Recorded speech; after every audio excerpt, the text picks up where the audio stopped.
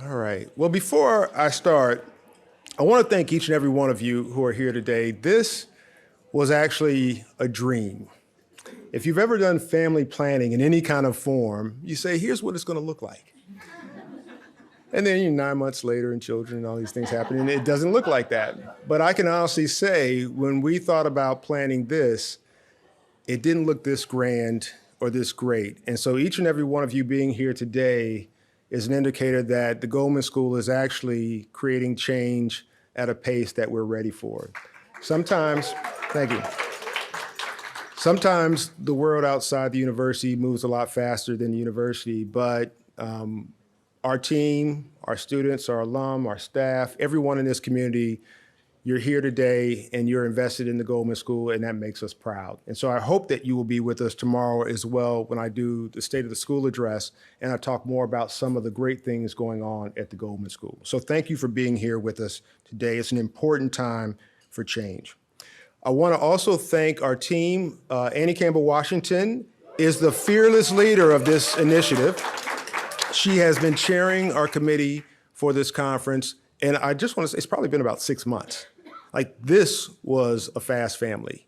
We planned this in real short order, and I really appreciate all the energy and effort that you put into this, in addition to your day job and your family job as well. Elizabeth Mart, where's Elizabeth?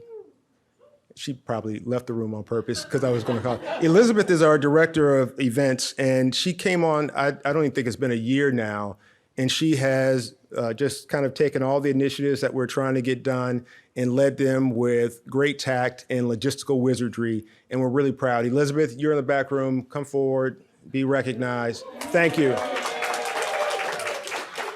I'm very demanding in terms of events, and she's been very patient.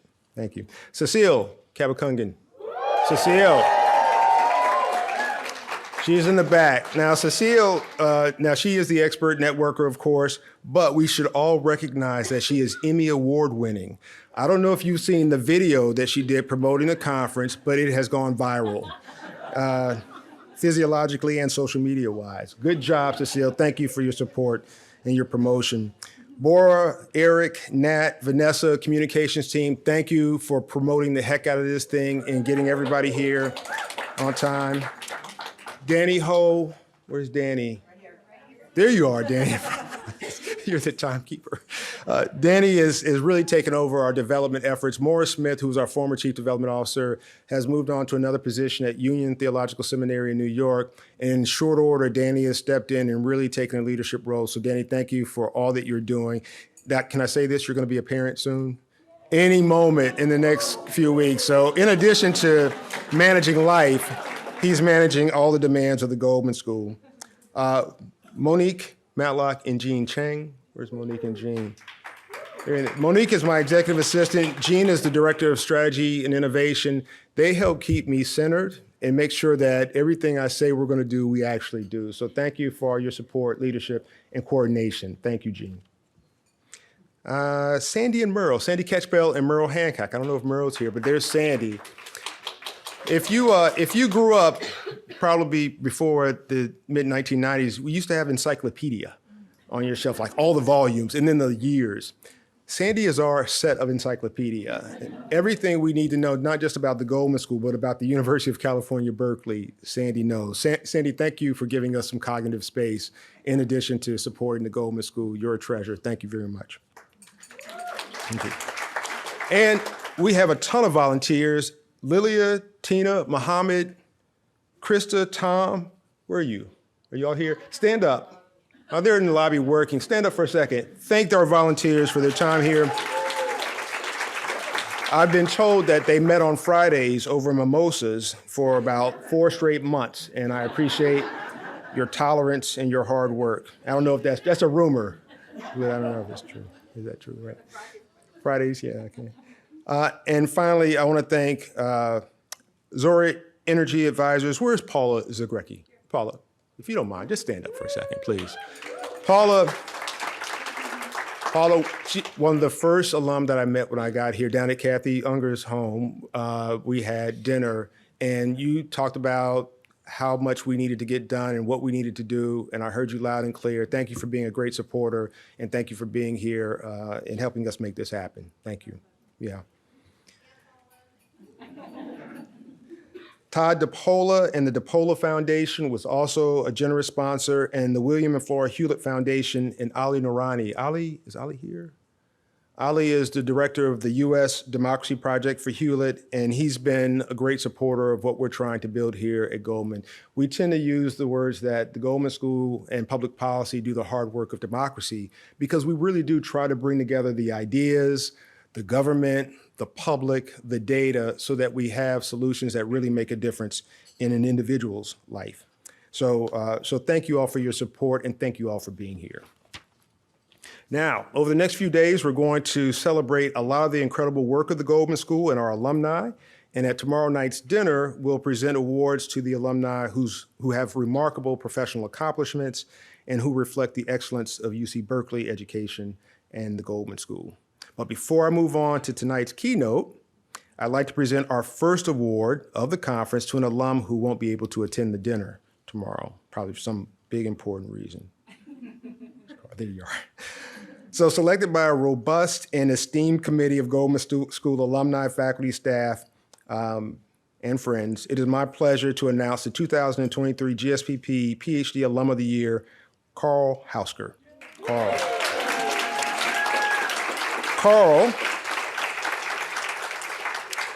Dr. Carl Hausker is a senior fellow in the World Resources Institute Climate Program. He's worked for I'd say over 3 decades in the fields of climate change, energy, and environment, in a career that spanned legislative and executive branches, research institutions, NGOs, and consulting.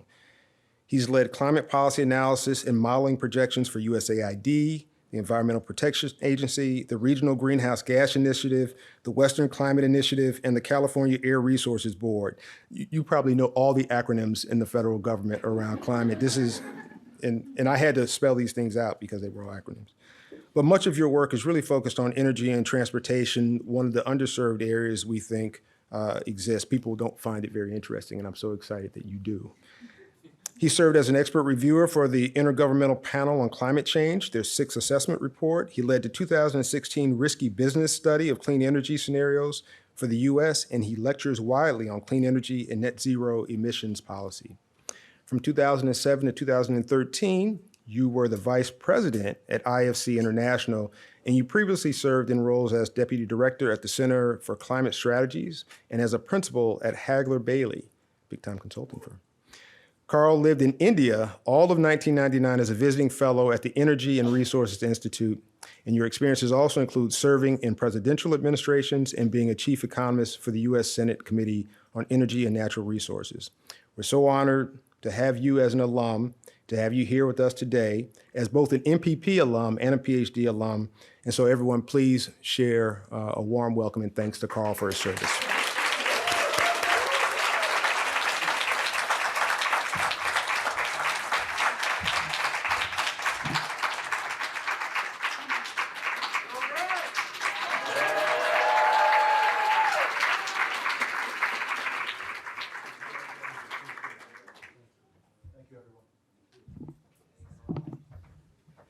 Four more years. Sure, it's retire. All right, and now, San Francisco City Administrator, PPIA alum, and MPP class of 2003 alum, Carmen Chu joins us as our keynote guest for the opening reception. Carmen Chu was sworn in as city administrator by Mayor London Breed on February 2nd, 2021, and I told her that's around the same time that I started, or I signed my name on the line for the Goldman School position, so we've got about the same tenure, but I bet your pension's much better than mine. In your role, you oversee 25 departments, divisions, and programs that include Department of Technology, the Office of Contract Administration and Purchasing, Real Estate, County Clerk, Fleet Manager, Convention Facilities, Animal Care and Control. You do that, Animal Care and Control? That's your thing? Medical Examiner, and Treasure Island. And you've taken time to be here tonight at the same time. That's good. You're responsible for a 1,400 person strong workforce and an annual budget of over $750 million. That's a lot of money. Through COVID-19, through the pandemic, you served as co-chair of the city's Economic Recovery Task Force. Collectively, the task force functioned as a bridge between community, business, labor, and nonprofit leaders and local government and public health officials. You did this all to help the community of San Francisco recover. Prior to becoming city administrator, you were an elected official, an assessor, an elected representative of the San Francisco Board of Supervisors, and Deputy Director of the Mayor's Office of Public Policy and Finance. Wow. Have over 17 years of government management and finance experience in city and county government, and you're the first Asian American woman to serve as city administrator. Please join me in welcoming our city administrator, Carmen Chu. I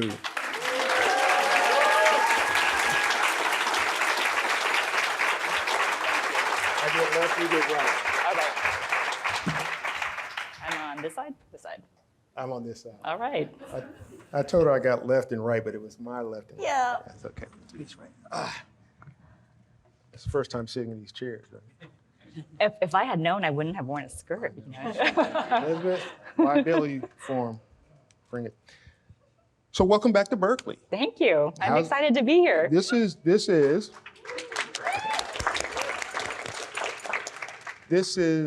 history making in that this is the first annual conference ever in the history of the Goldman School and alumni gathering. And we wanted to bring people back together to talk community, share ideas, and talk about where we need to go in the future. So I'd like to start off with, how are you thinking about your experience at the Goldman School? And now that you're 17 years removed, maybe more than that, right? How much have you grown? Where have you gone? What were you thinking then and what are you thinking now? Oh, wow. Some things are the same and some things aren't. Like, for example, I'm excited to be here with everybody, and I'm excited after this session to go get a Top Dog when I leave. Really excited about that. Gift card for that. Yeah, I know. But I have to say, it's really good to be back here to see so many wonderful people who I know have joined the Goldman School because of your passion and desire to make an impact in this world. And so I want to just say that that's a very special thing, and I want to thank you for pursuing it. I think when I graduated from the Goldman School, I didn't really know exactly what I would be doing. I just knew that I wanted to make an impact in this world. I grew up in a family of immigrants. My parents came here to the United States over 40 years ago, and they didn't have very much. They didn't have a family network here. They didn't have friends here. They couldn't speak the language. And they started off in the kitchens, working in the back kitchens to cook. My mom worked in sewing factories. And so for them, having the ability to be part of a country like this, where there's opportunities for me to actually go to school, was a big deal. And so I think being part of the Goldman School, I just knew I wanted to do public service and wanted to give back. So I really didn't know in what way I would do that. So, I went and started to work for a private company for a little bit, doing municipal debt and finance work, but felt like it wasn't enough it didn't give me enough, I think, heart fulfillment in the work that I was doing. So I went to work for then Mayor Newsom, who is now our governor, in his budget office. And I really, the story is, and it is true, I was on the phone in my cubicle talking to a department about performance measures, and the mayor comes and sits right outside my cubicle on a chair and starts asking me about my family. What was happening at the time was that he had to remove a board member from the Board of Supervisors because of misconduct, and he had to appoint someone into the role. So he asked me about my family, how I grew up, whether I voted, and the very next day, I was appointed to serve as a member of the Board of Supervisors. You're welcome. Yeah. I can remember that transition. It was very fast and very unexpected. And I will say that I don't know that I had ever thought I would be in a role where I would be in an elected position, in such a public position. But the decision to actually do it ultimately was that I wanted to make an impact in public policy. I always thought that I would do it behind the scenes, but this was such an opportunity to do it front and center. And it tested every part of who I was. It pushed me outside of my comfort zone because I would never imagine myself to be the person who had to interview before a news outlet, to be at the Board of Supervisors taking tough votes or articulating a position that might not be popular. So I will say that it was not what I had expected coming from the Goldman School, but it's been interesting. Well, let's talk about that for a second. Yeah. So it wasn't what you expected. Did Goldman play any role in preparing you to be a leader? And if so, what were some of the things that helped? And if there were some gaps, what were some of the things you wished you would have been able to experience here at Goldman? I think that Goldman does a really wonderful job of preparing you to think about how to dissect a difficult policy matter, how to think about perhaps the different factors that come into play, the dynamics perhaps that you might want to consider. And then once you're in a role like a member of the Board of Supervisors or in any elected role or in a governmental leadership role, you realize that the sausage making really is sausage making. And sometimes the best of facts and the best of data doesn't get you across the finish line. So I think one of the things that I think for anyone who wants to go into a role where they want to impact decision making and they want to influence policy, I think you have to recognize what are all the levers that actually create the change. And sometimes it's public perception and the issue that is front and center, that people believe is an issue, and so it creates the momentum to make the change happen. Sometimes it's a very effective advocacy group that drives and has enough support. And you combine that with preparation of data and information and all of those pieces, and then you can create change. So I think it's very much about how do you kind of harness and see what the momentum is that is happening from public perception and within organizations, and do you have kind of that right set of policy ideas to advance it right away? Is it ready to go at the time when the opportunity comes? And I think those are really important things to recognize, that policy making isn't just about this is the best policy on a piece of paper. It really is about how will it impact people? Who do you need to bring into a room in order to get something all the way across the finish line? So I would say really thinking about some of those skills, about recognizing the environment that you are operating in. What's the momentum? What are the people? Who are the people and organizations that can influence the people that need to be influenced? Mm-hmm. All of those pieces are necessary to try to make a change happen. And does that come naturally to you? Does someone mentor you to get there? Was it just experience, trial and error? How did you become skilled at being able to see the opportunity, connect the parts so that you can move things across the finish line? I think you observe. You take a look at people who are effective leaders in an organization or in the place that, whether it's at a legislature or whether it's in an organization, and you see who is effective at making decisions. I'll say I joined the Board of Regents just this past year, and so I've been in this role for a year. I've been part of large bureaucracies before. San Francisco is a huge bureaucracy and it's complicated, and so is the UC Board of Regents, right? And part of my job jumping into this role as a regent is recognizing what the role is, but it's also identifying what are the levers for change. Yeah. Who makes actual decisions, right? Who is the body, the individual, the board member who can actually influence and drive and change kind of the direction of a conversation? But you pay attention, you just observe, and you start to see who those people are, what they're doing effectively, or what someone is doing ineffectively, and you kind of learn from that, and you grow and you hone your skill for the organization that you're trying to impact. So I think it's very much about really trying to understand, observe, watch what's happening in an organization. Mm-hmm. So there's a process to it. That's right. When you think about what the public doesn't know about government and how San Francisco government works, if you had your superpower ability, what would be one thing that we would make sure the public knows? Is it the structure? Is that elections are just every few years and not really what matters? Is it that there should be some level of civic knowledge that matters? How do you get the public to be as skilled as the leader? You know, I think one of the things that has been a big challenge I've seen over the last few years in particular, probably it's been bubbling for a while, is an intolerance for divergent viewpoints. I think that's challenging because when you don't have that healthy exchange or the ability to disagree about approaches, I think it leads you to worse off outcomes. And I think we see that sometimes in our governance structure also and in San Francisco.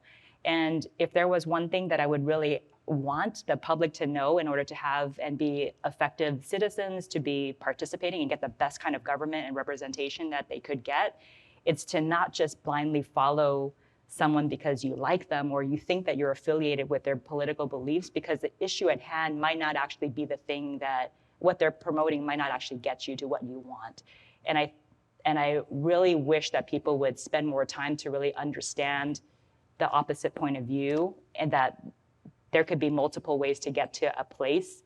And I wish that was true, that there was more tolerance and willingness to dig into issues before making a judgment about where people are on things. And I think that would be, if I had a wish that our public citizenry would do, it would be that. When you're thinking about your team and building your team, how do you assess that quality? And actually, do you have a say in who gets on your team? I don't know, but when you're thinking about being able to have people that can dialogue across difference, come to an uncommon table, share ideas, and not take it personal, how do you assess that so that you have the right people around you to help you lead effectively? Well, I'll say an organization like ours, we have more than 1,000 people in our organizations with 20 plus different functions. And so the kind of leader you're looking for they depend, because in every organization, you might need a leader who is bringing stability to an organization, or one who's going to be willing to drive change, depending on what that organization needs. So you're not always looking for the same kind of person everywhere you go. And I think the thing that you need to do as a leader is to really make room for disagreement and to set expectations of where your ethics are. So when I bring new leaders into my organization, the first thing I say is, if you disagree with where I'm going, my expectation is you tell me this, and you have to actually live that. So when people tell you it, you hear it, you listen to it, and you sometimes say, I agree with you, I disagree with you. And so I think it's about kind of expressing the need for that, but then also living it and make sure people see that. Ethics has been a big challenge in our city in the last several years with some of the big scandals that have happened. And so really renewing the public's trust in our government and our city is also incredibly important. And so that too is something that you set out at the very beginning with your leadership team. You say to them, my expectation is that you operate at the very highest level of ethics. I don't ever assume that I'm asking you to do something, because I am not. My expectation is that you do your job to the best of the public trust and the public's expectation of you. And I think you need to set these really kind of high bars at the very outset when you bring leaders into your organization, so that they know exactly where you stand and you live through that. So I would say that leadership isn't something that is necessarily you're born with. I think you learn it, and you learn it because you know what kind of person you want to work for. You know, who do you want to work for? Is it someone who's going to give you the latitude to do your job, who is going to support you because you're making a hard decision? Is it someone who is going to make sure that when you make a difficult decision that might have an implication that is unpopular, that's okay, so long as it's the right thing to do? So you kind of become the leader that you want to work for. And I think maybe that's the easiest way to kind of think about how to become the leader that you're meant to be. Yeah. I'll ease up a bit. Tell us what kept you up at night when you were a Goldman student. And then you can tell us what keeps you up at night now that you're a leader in the city of San Francisco. Man, well, what kept me up at night actually was I lived under the BART track. Literally, right. Literally. So, that would actually run through. The things that keep me up at night at the city is that there is so much opportunity, right? There's so much so many things that we need to do. And some of the things are really important to the day-to-day running of the city. So let me just give you an example. One thing that keeps me up at night is cybersecurity and our ability to continue our operations. Now, that might sound like the most boring thing in the world, but every single facet of what we do, the systems that we run on, the way that our public safety personnel communicate are run off of these systems. And the way that as a city we have run things before is that we have a very diffuse structure where people, individual organizations, individual functions are carried out by their department heads. And so we may not have a singular standard for cybersecurity, for protection, for resilience, and that's not okay. So those are the things that keep me up at night, is that when something happens, if we happen to have an earthquake, if we happen to have some kind of other incidents, even a blackout, those kinds of things that end up wiping out the function, the day-to-day functions that our citizenry depends on, that keeps me up at night. So there are a lot of those kinds of things that I think probably are emulated across many other jurisdictions as well, and many organizations. But fundamentally, for me, we need to get our structure sound so that we can be resilient when the time comes. So those things keep me up at night. I ask you this, you can refuse. Did the tragedy in Maui create any action in San Francisco? Like this issue that you're talking about, being agile and responsive in the wake of an emergency, and actually having some foresight to know that this could happen. So we know that there was a data breach in Oakland. We know that technology is run largely by the private sector, not so much by the public sector anymore. How are you preparing, or did San Francisco think about this immediately afterwards and say, okay, we might have this problem as well? Or is it kind of business as usual and somebody's in charge of it and they'll figure it out? No, I think every time we have an incident like this, whether it's the tragedy that we saw in Hawaii or a number of different things that we've seen, earthquakes in Turkey, we are always thinking about the resilience of our city and our organization. And I think that we are very different and we're prepared in many different ways, and we have different kinds of challenges that may come. So I feel like there are many things we have done to be prepared to have redundant communication systems. At the same time, there's more we can do. So it's a work in progress. So let's transition to UC Regent. Chu. You're a newbie. Do they make you do anything special when you join? Special handshake. Special handshake, pink t-shirts, anything like this? No. What is the training that goes into, or the experience, the onboarding of a new regent like? How do you go from, knowing something about higher education to actually being a decision maker in higher education? I think first off, you really need to think about what is the role of the regent, and our job isn't to become micromanagers. We hire chancellors, we hire really competent individuals who are in academia, who know how to run an organization. I don't know. You should wear t-shirts with that on. So I think part of it is really just seeing at what level are you flying and what kind of decisions can you make. And I think stepping into the role, the one thing that I have really grown to understand is the magnitude of the UC system is enormous. We're talking about so many of our campuses across the state, many that are nationally renowned institutions and world-renowned institutions. Not only that, we're an organization that creates, that innovates, that has patents. We are a medical center at the same time. I mean, you've also seen some of the amazing things that have come out of Lawrence Livermore, and there's so many amazing things that happen through the UC system. It is a significant and huge enterprise, and there is no way that any regent can fully understand all of the different facets of how this organization is run. So I think the biggest thing is really trying to say, what part of the UC system do you want to impact the most, and trying to figure out how do you make that impact occur. And I think all of the regents probably struggle with that because there's so much and that is so interesting with what we do. And you really need to kind of focus it.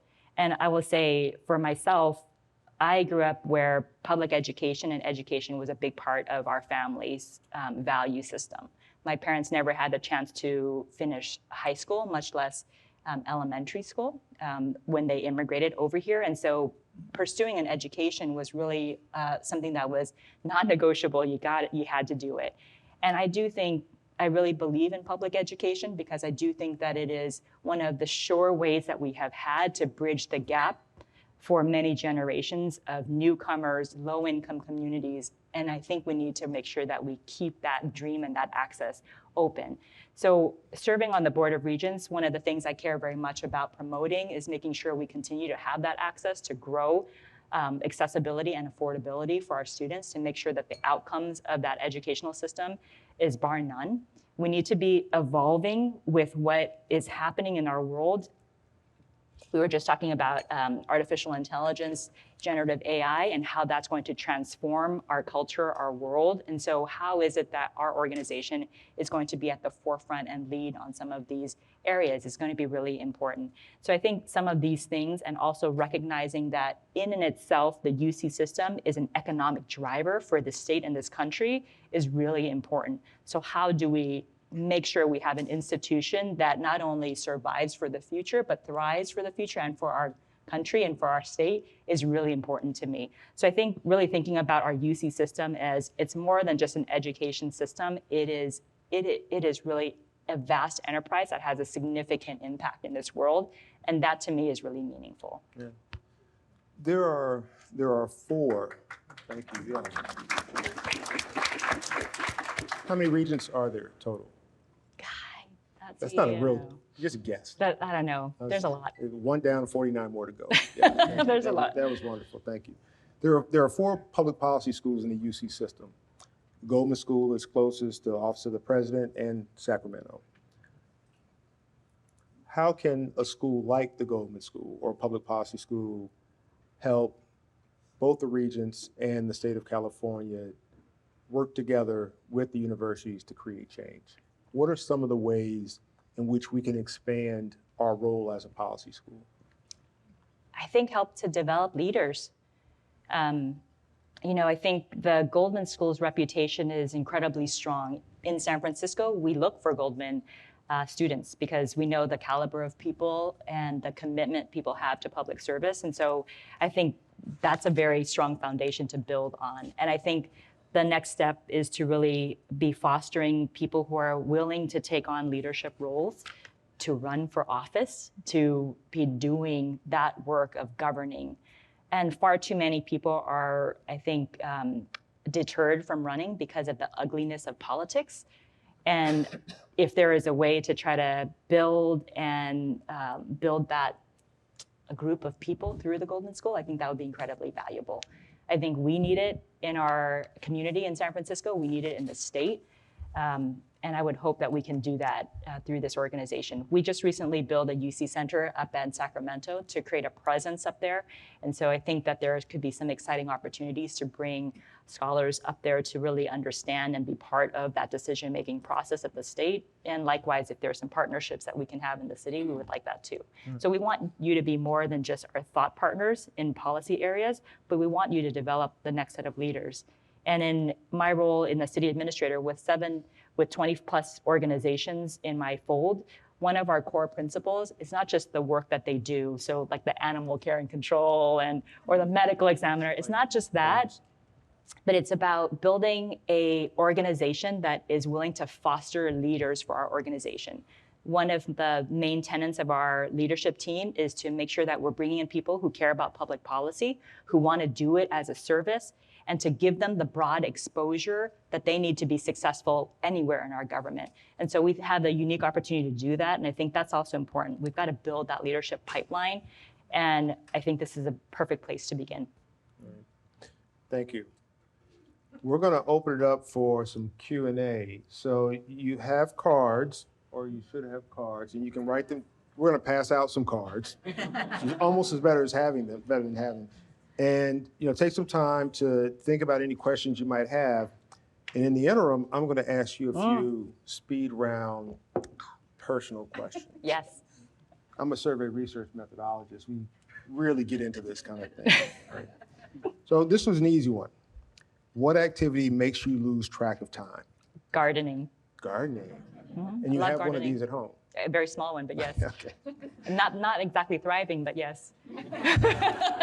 So any horticulturists, people who are good at it. Just water. You win the Nobel Prize. Who introduces you? My husband. You know why? Why? Because it would be fun watching him squirm and be awkward. But also because he's been by my side for everything. Very cool. Yeah. All right. If your mindset as a public leader was a professional sports team, what would be its mascot? Can you believe these questions? I would say a horse. Because if you think about a horse, horses are pretty versatile. They're generalists. They are used in farming.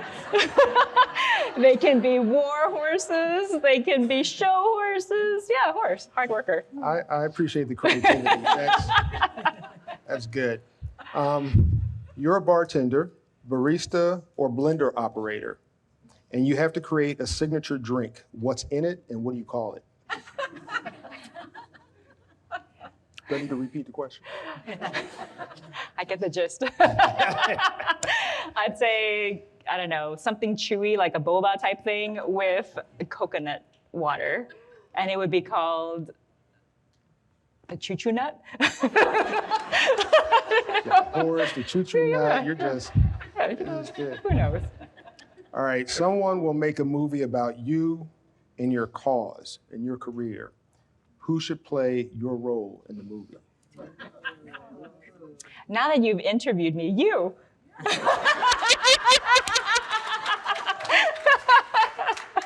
I will give you the $20 after this, yes. What Berkeley professor, researcher, or organization transformed you the most while you were here? Well, I'm going to answer that differently. Okay. One of the most impactful things that UC did for me was that when I was a student, a young girl in a public school, LAUSD, Los Angeles Unified School District, they brought me to campus and helped me understand and believe that I could go there. Mm-hmm. So I would say that that was probably the most transformative, because as a young girl who had a family that had never gone to college before, the fact that you were on campus, they brought you there, and it was something that you can do, that you can be part of, was transformative. All right. Last one. If you could have any superpower, what would it be?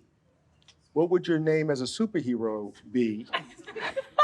And what would your costume look like? Oh, wow.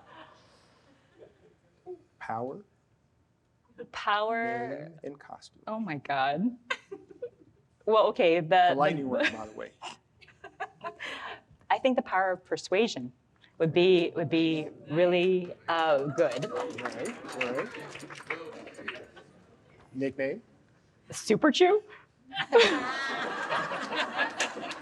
Yeah, they got Mustang, they got Philly, they got all these other ones, but just horse. Super Chew, yeah. All right, costume. Oh, costume. Oh man, sweatpants.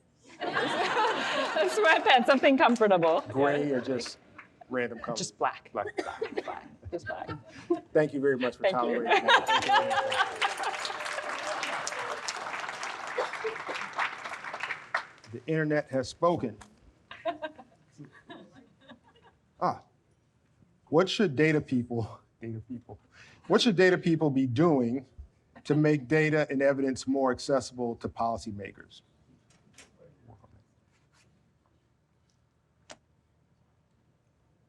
I would say understand your data in the context of the political environment and be able to describe it in a story. Yeah. So don't walk into a room and have numbers and a chart and just say, this is it.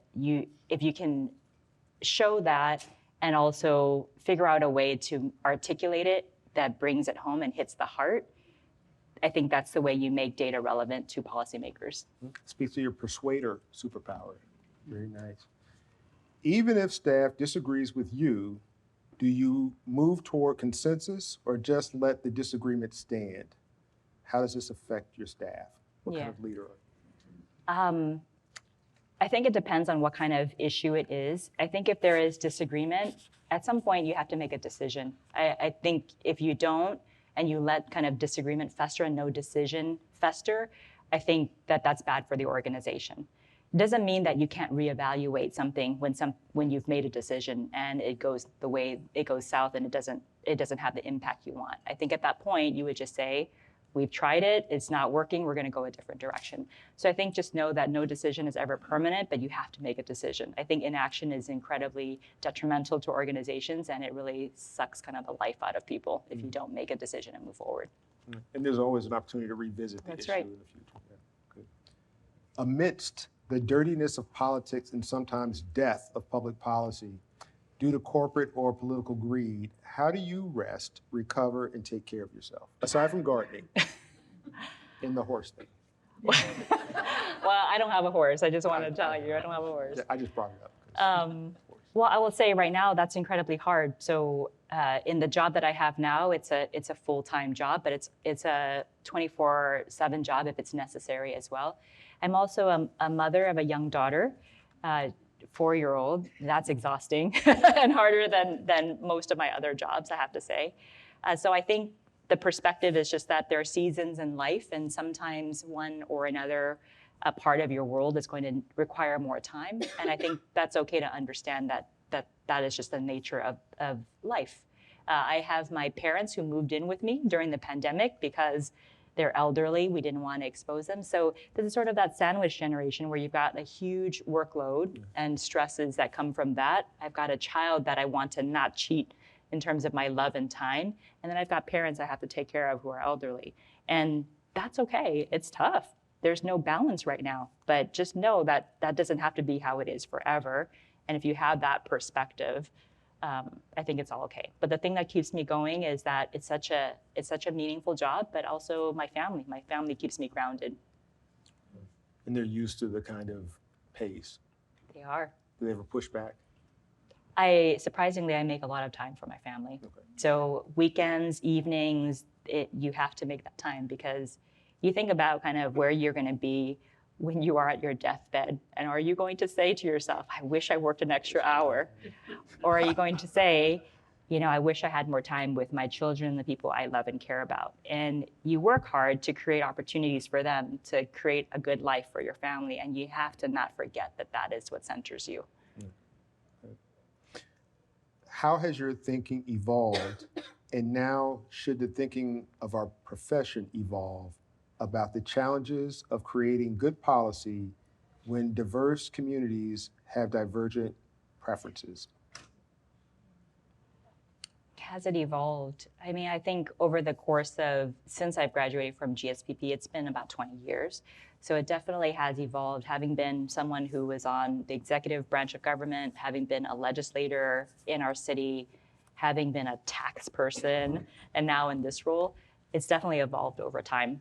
And I think maybe we just need to continue to surface what is difficult and hard, right? So having the difficult conversations and trying to build tolerance into our society, I think is incredibly important because I feel like we're heading too far away from that tolerance. This question's kind of been asked, but I want to pose it to you. It says, what would you change in GSPP after all of your experience inside government, i.e. the real world? Anything to offer there? I think I've said it. I think it's really about understanding, building leadership skills, but also I think really listening and trying to figure out how to pull the levers. You also talked about this question's about artificial intelligence and how San Francisco is approaching AI and chat GPT when it comes to policy guidance, et cetera, in the departments. Is there an expert in each agency, or is there a commission? Is there a plan for how to prepare for what's already happening, but the future of what might be happening next? I think the truth is that, for many government organizations, we have a lot of tech expertise, a lot of people who are in cybersecurity, infrastructure, communications, whatever it may be. But more often than not, we don't have people who are leading edge on the development of artificial intelligence technology. So we really are at a disadvantage when we're trying to think about what that future holds because we don't know. This is all new to us too. We were just talking, Dean Wilson and I were talking about artificial intelligence, and there's different kinds of definitions of artificial intelligence. And for much of our operations, we already employ artificial intelligence, right? The ability to recognize letters or words, the ability to kind of read off of documents. Some of these things we are already deployed in our operations. People just don't recognize that they're already happening, right? Or reading license plates, those kinds of things we've already deployed. So what is different is this generative AI technology, right? And how does that kind of be implemented in how it is that we run our organization? It has huge implications.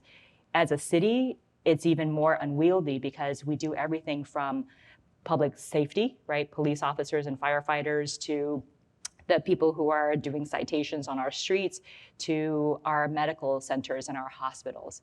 And even in the medical setting, there's a possibility for generative AI and AI technology to be able to read people's vitals to make sure that in real time, you're finding out whether they have health risks or about to have a heart attack. So there are real implications that could be very positive. But the question is, do we understand enough of the negatives to be able to guard against or provide the right guardrails?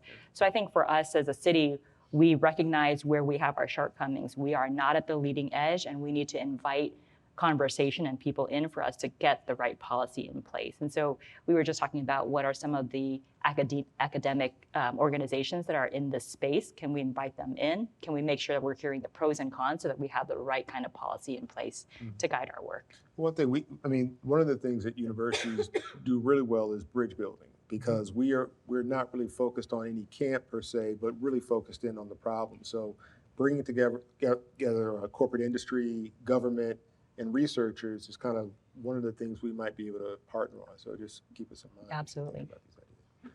That was one of the questions. Was it his question? Yeah. I just blended that question into my thought.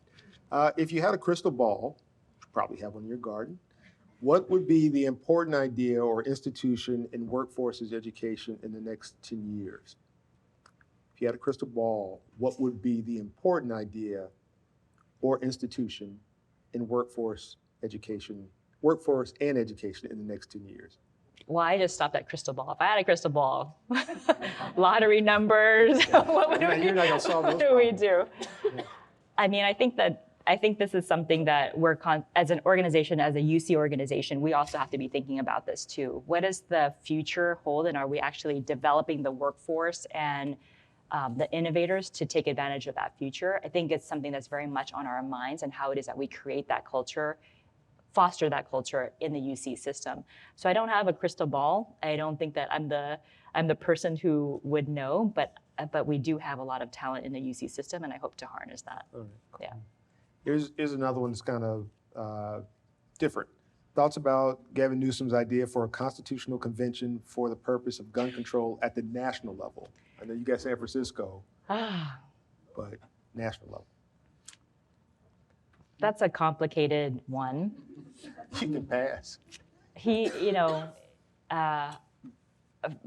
My personal opinion is that I do think that there is a need for gun control. That's my own personal opinion. And we might differ in your views of that, and we might differ in the types of things, but in my mind, I'm not sure that there's a rationale for semi-automatic weapons to be out there, or for these large magazine capacity bullets to be out there. What's the purpose of that except to inflict mass harm? That's not about protection. So I think I have a very strong feeling about where I think we need to go with gun control. A constitutional convention, I mean, I think that the question that people are probably asking right now is that going to activate the wrong base at a time when you're trying to win an election in 2024? Yeah. So. There you have your answer.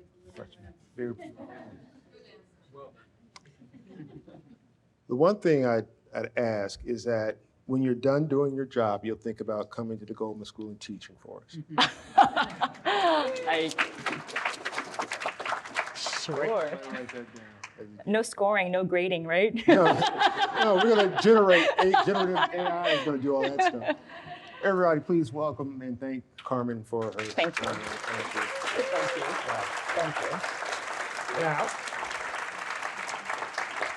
So, thank you for making the time to help us kickstart the conference and really have a good time this evening and all day tomorrow. For those of you who want to stay and chat, we'll be around for a while. Our terrace component is coming to a bit of a close because I'm sure there's a noise ordinance or something. But we have a really nice rooftop bar in the study hall. And, if you see the dean up there, maybe he'll buy you a drink or something. But remember, don't stay out too late. We've got a long day tomorrow to make change, network, and have impact. So thank you again for coming. Thank you for joining us. See you all tomorrow. Thank you.